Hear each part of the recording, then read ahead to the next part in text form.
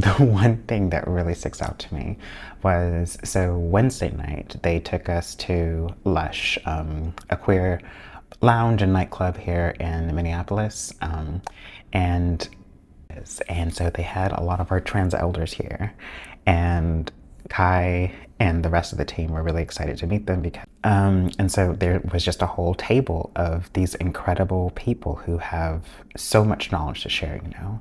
And so we are fan peopling out, and then it just like, oh my goodness, it's such an honor to meet all of you all. Have you seen this thing? And they had, and it's like, that's crazy.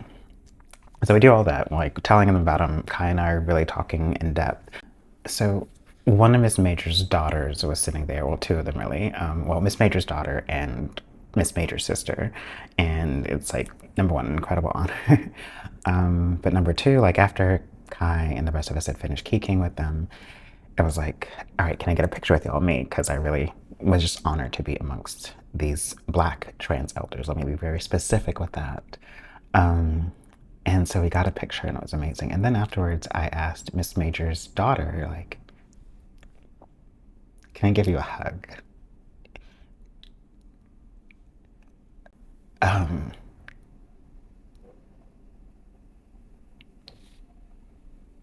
in talking about this week and being held by this conference, there's something about being held by an elder trans Black woman.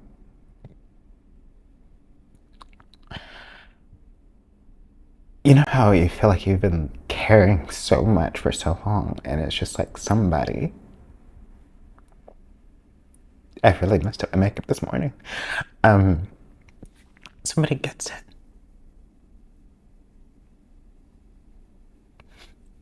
And again, I can't really talk about it without getting emotional. And so it was just this really long hug, and she held me for as long as I needed to be held.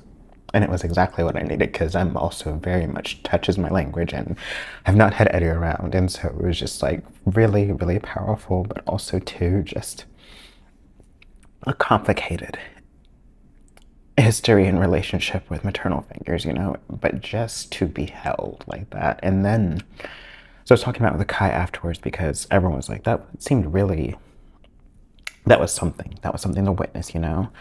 Um, and so then I'm telling Kai about just like, number one, to know that future is possible. And not everybody makes it, you know?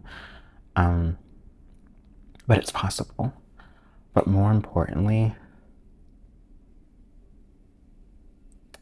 to know that I'm not alone.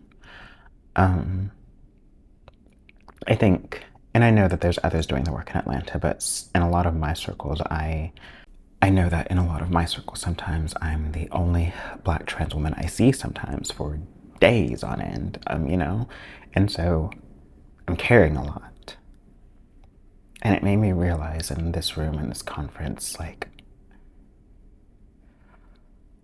it was a collective carry.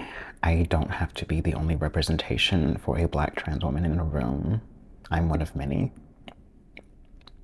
And I'm not even doing the frontline work, you know, I'm doing entertainment work, which is its own form of education, you know, but it's not direct services or anything like that. So it was just, but still, you know, we're all taking in this climate, everything that's going on, this administration, this regime or whatever. And it was just a moment of feeling I did not have to carry it all. You know, I don't have to be the Duchess, I don't have to be the Ava Davis, I don't have to be the Black trans woman who's walking into medical rooms and speaking with doctors and talking about trans issues and doing the best that I can to educate and hopefully make it safer for somebody else. You know, like there's others doing the work and I'm not alone, you know. And I think that's one of the biggest takeaways from this week is just, it was healing. It was healing. I think that was part of the thing that they knew of just being able to come and take a break, of being able to look around the hotel and feel like the majority for once, you know? And to look around the room and know everyone else got it. So that's my big takeaway from this amazing conference put on by the Transgender Law Center. And they're just doing incredible work. And I hope to be in community with them for a very long time. Okay, now I need to go fix my makeup so I can go to breakfast.